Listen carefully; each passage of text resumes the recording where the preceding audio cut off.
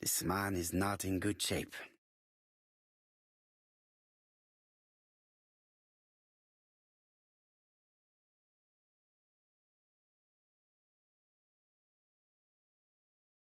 He is worried and very tired, and other police have been hard on him.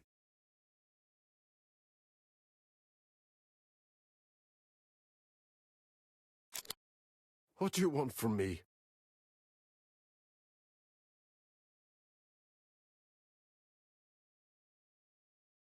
Good day, Mr. Cust. I am Erkül Pуаро. Ah, you're the detective.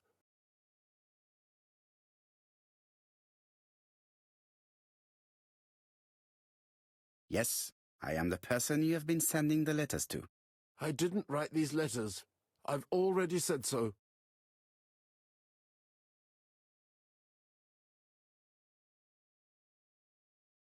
Maybe you forgot that you wrote these letters. Yes, it's true. Sometimes I forget. Maybe I did type them.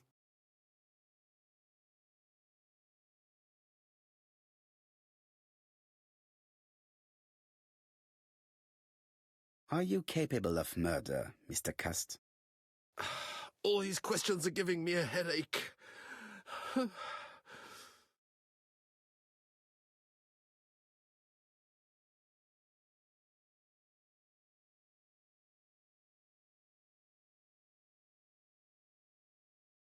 You suffered during the war.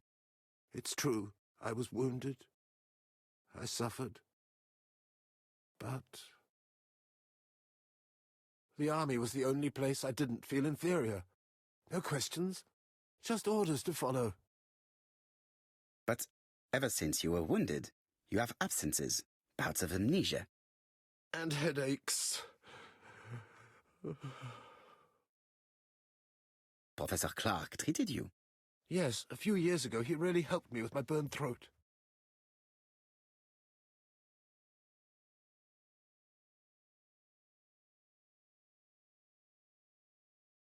But you killed him, as well as 2 other people.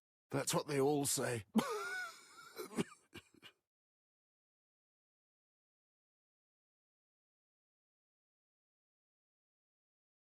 You were seen at all the crime scenes. Yes, I was. I travel a lot, but not for pleasure. I am terribly unwell in trains.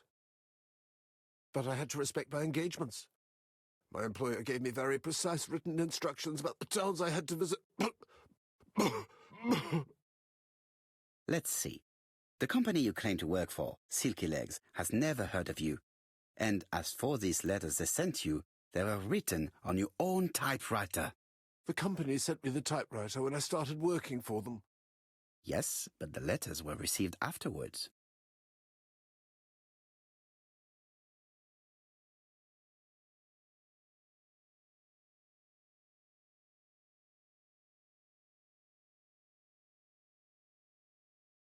So it would appear that you typed them before sending them to yourself.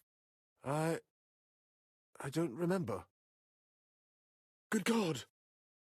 I don't know what's happening to me. My head hurts terribly.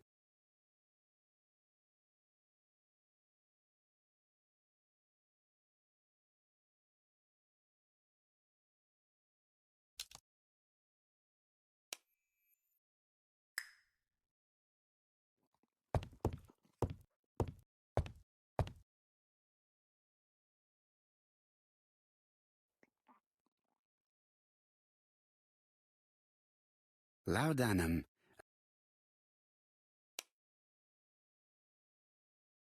I know this medicine. It is a powerful sedative.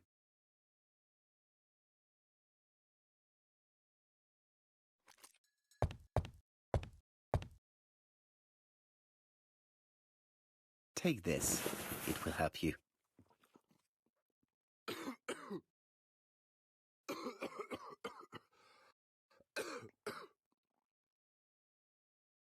Oh, I think I'll be fine.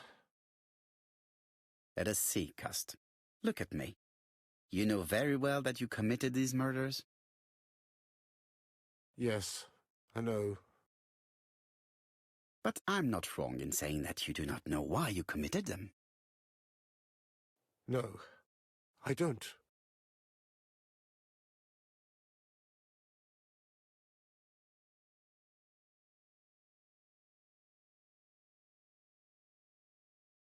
Let us leave Cust alone.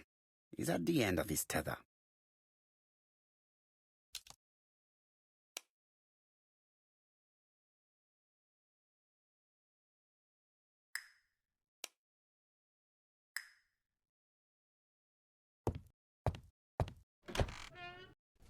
And what conclusions have you drawn? Plenty. It might help us to understand him a little better. Let us now try and get our brain cells to work.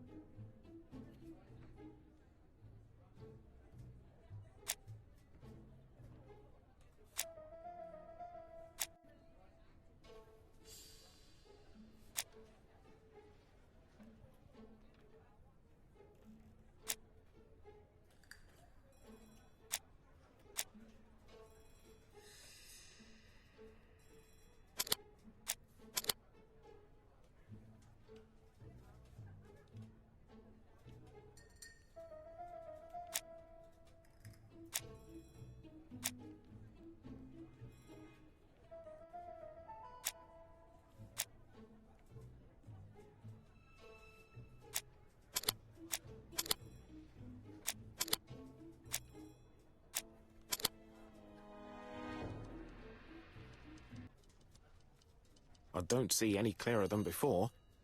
This is worse. There is one point to highlight. C'est curieux. Cust admits that he killed, but he does not know why. What did Dr. Thompson say? Even if Cust killed while in an altered state, it still must have been his deepest desire. He must have had a motive. Let's keep it simple. Never mind his motive. He confessed. But you see, he can confess to anything and everything. He denied the murders and then he confessed to them. He confirmed that he never typed the letters. Then, with great ease, I managed to get him say quite the opposite. Come on, he behaved like a guilty man. He lied to his landlady. Because deep down he believes himself guilty. From the papers, he noticed that he had always been at the scene of the crimes. He must think that he killed and then simply forgot what he had done. How can you be so sure? Let us look at his psychological profile. You will understand my point of view. Let us now try and get our brain cells to work.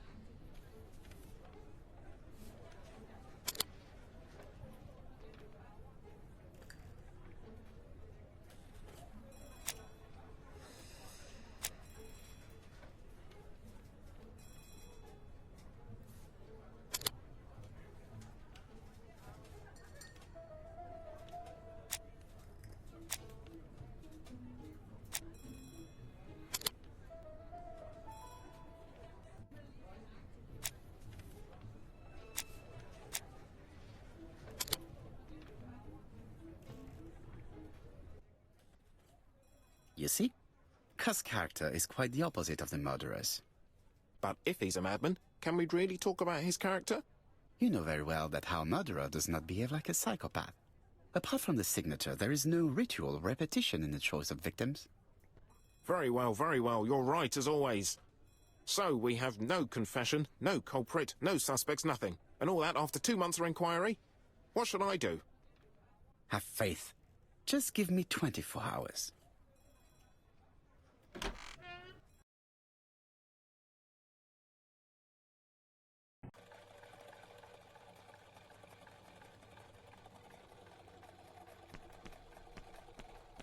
To White Heaven, please.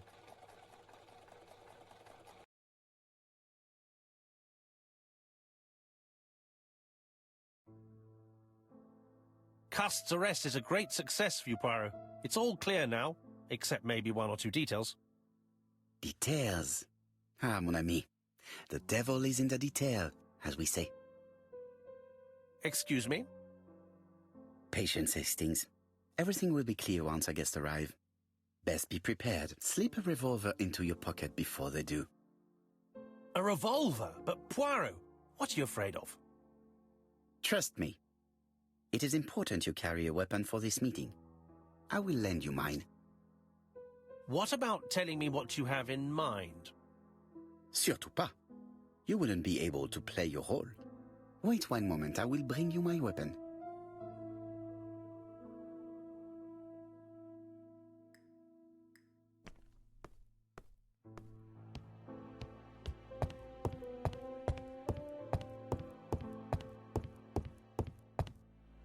The white ammunition are blank cartridges. The others are real bullets. The revolver is loaded with real bullets. I still have time to choose blanks. The revolver is loaded with blanks. I still have time to choose real bullets.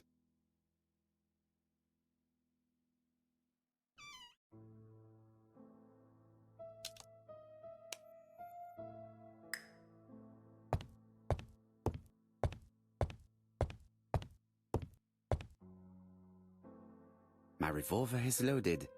I now have to give it to Hastings.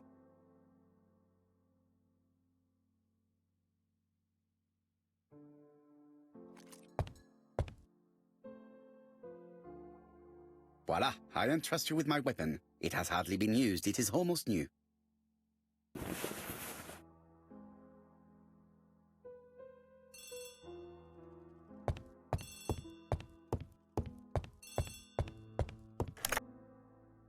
Chief Inspector, is that you? Yes. Sorry, but we haven't found anything. Have you checked the typewriter? And the packaging, the letter, and the ribbon reel. We've only found prints left by Cust and his landlady. Well, never mind, I shall make do. So, are you still going to hold your meeting? Of course, Chief Inspector. I can hear my guest coming up the stairs. Why have you brought us here, Mr. Poirot? Since Cust's arrest, I thought it was all done and dusted. Miss Gray formally identified him, as well as Miss Barnard. Yes, and the stockings he saw drove the same brand as the ones found at my aunt's. This is all true. However, a case is not closed if some questions remain open. And one question is, why did the murderer send me his letters? Why did he challenge me, Hercule Poirot? Perhaps he wanted to play with you, to taunt you. Xenophobia? Maybe he didn't like you because you're foreign. I may be wrong, but maybe by provoking you, he was looking for glory? All these theories should be studied. Let us now try and get our brain cells to work.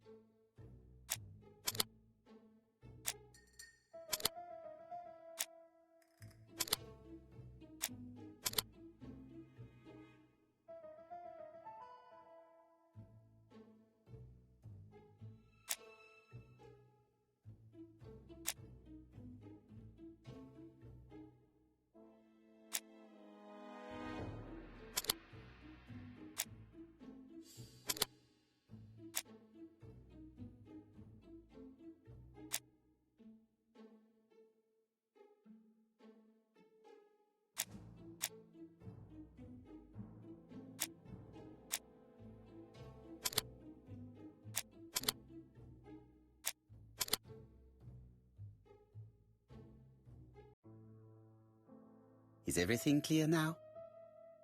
You might like to explain your reasoning again. Of course.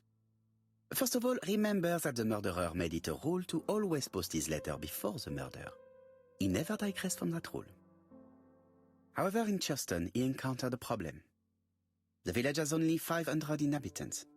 With advance warning, it would be easy to arrest him.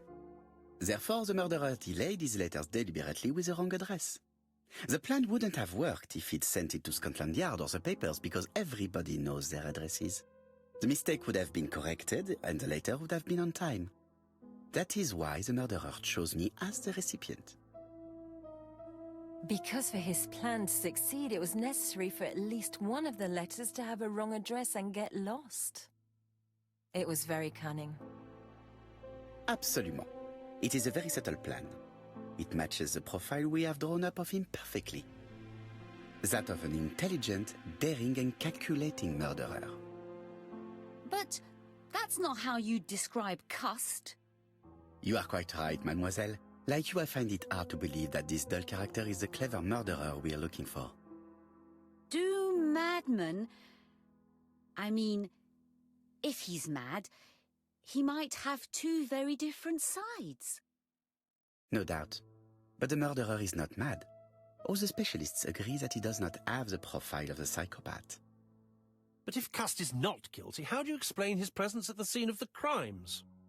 Mr. Clark, the answer to your question is in the medical records of your brother's patients. Documents which Cust most certainly did not have access to. Let us now try and get our brain cells to work.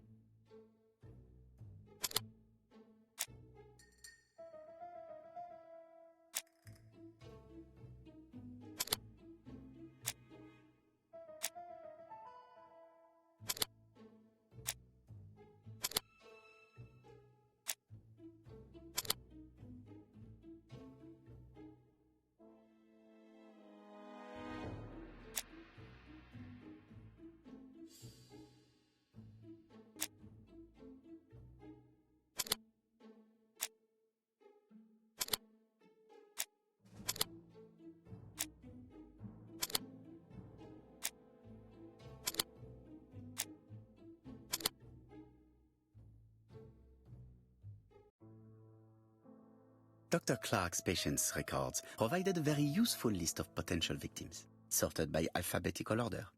The killer definitely used it, explaining the fact that all the victims were former patients of the doctor. It is this fact that clears Cust once and for all, because he never had access to these records. So how did he happen to be at the scene of the crimes? Either the murderer sent him there, or Cust was following him closely. Cust's highly suggestible nature leads us to the second hypothesis. The murderer was manipulating him. He systematically sent Cust to the towns where he was going to strike, so that the suspicion would land on the poor man's shoulder. That's evil. What sort of killer could have such a plan? And what would he gain from three completely different murders? Indeed, it seems unlikely that the same murderer committed all the crimes. What should we take from that?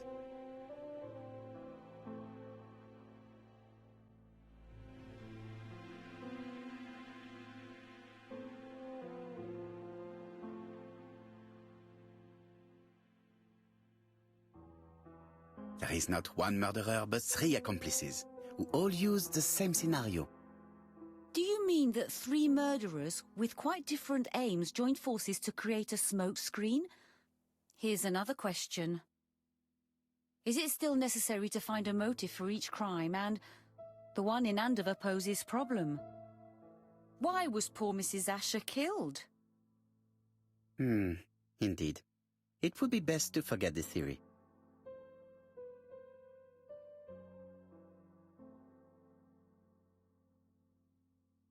Just one murder was of benefit to the murderer. The others were just diversions. On reflection, there is only one conclusion. The murderer killed once out of interest and twice to divert our attention. This reasoning points at two potential culprits. Franklin Clark Donald Fraser? Yes, mademoiselle. That's good thinking. Mr. Fraser may have killed Betty out of jealousy. Mr. Clark may have killed his brother in order to inherit his large fortune. Both have a motive. But Donald did not have access to Dr. Clark's records. Please allow me to disagree with you, mademoiselle.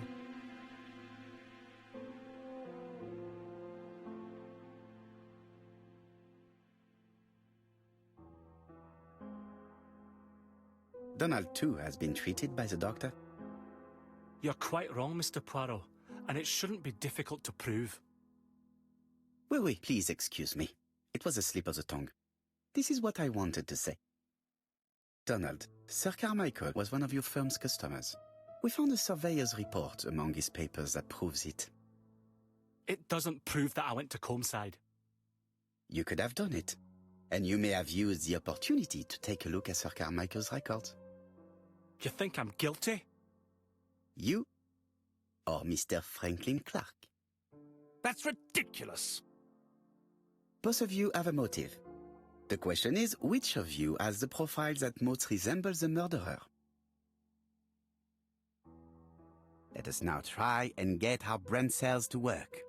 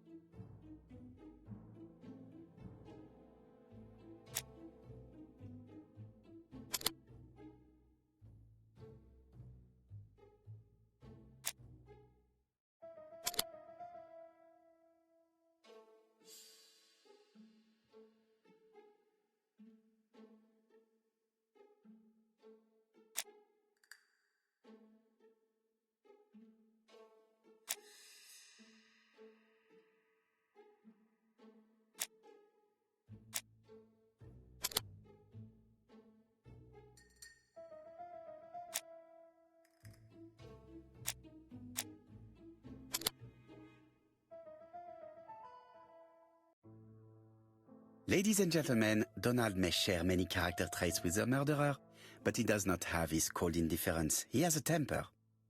It is hard to imagine him planning anything. Also, jealousy is his motive, and crimes of passion are rarely planned. Right, I suppose it's my turn to be subjected to the same scrutiny. Absolument, Mr. Clark. Let us now try and get our brain cells to work.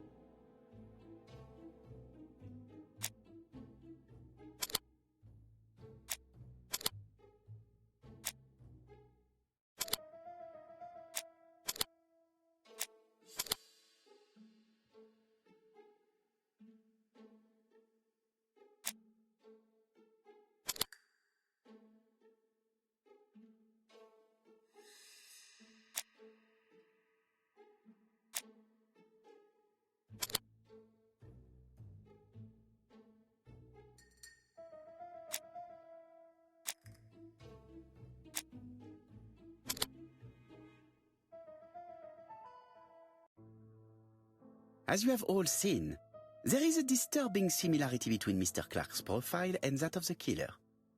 In actual fact, it is exactly the same. Mr. Poirot, your psychological studies are interesting, but your conclusions do not add up. Why would I have wished my brother's death? The inheritance is lawfully mine. I just have to wait.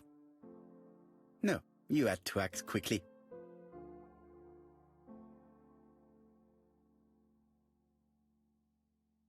Because of Miss Grey. Mademoiselle, although you haven't been telling the truth, there is no doubt in my mind that you would have found a way to marry Sir Carmichael after Lady Clark's death. For you, Mr. Clark, it was a disaster. If Miss Grey had children by your brother, you would not have inherited a thing. You realized the danger after reading several letters from Comside, especially one in which your brother opened his heart to you. So you hurried home from China, and you took action. In truth, Cust was no more than a puppet manipulated by the real culprit. You, Mr. Clark. Such an imagination, Mr. Poirot. In fact, nobody manipulated Cust. The famous instructions he received by post. He wrote them on the typewriter. We know that for sure. Oh no. You know perfectly well. That is not true. Eh bien voilà. Light has now been shed on the ABC murders. Your theories are ingenious, but you haven't any proof. One point to him. For the moment, I have no material proof. Either I admit to it, or I bluff.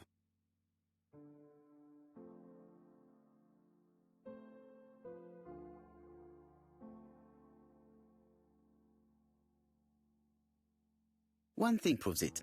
The prints you left on Cust's typewriter. Enough. Oh, of course you wiped the typewriter before sending it. But not carefully enough.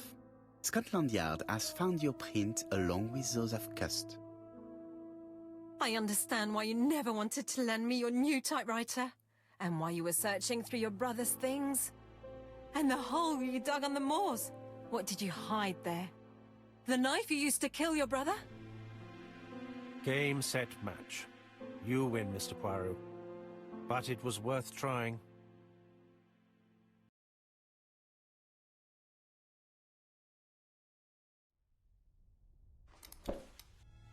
Don't come near me! I'll never let you take me, Mr. Poirot!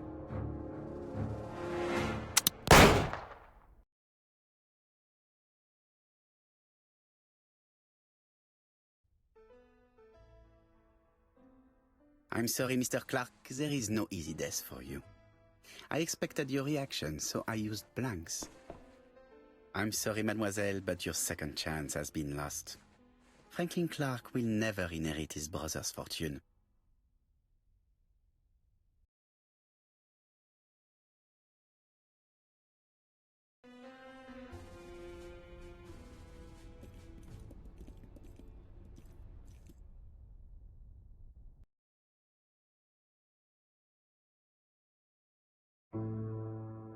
Disappointed at having missed the chance to become Lady Clark, Thora Grey left England. Donald Fraser and Megan Barnard married. On Poirot's recommendation, Mary Drower started to work for Lady Clark. The elderly lady's condition suddenly took a turn for the better. And a few months later, to Dr. Logan's great surprise, she was back on her feet again. According to this eminent physician, it appears to be an extremely rare case of spontaneous remission. Lady Clark has enjoyed very good health ever since.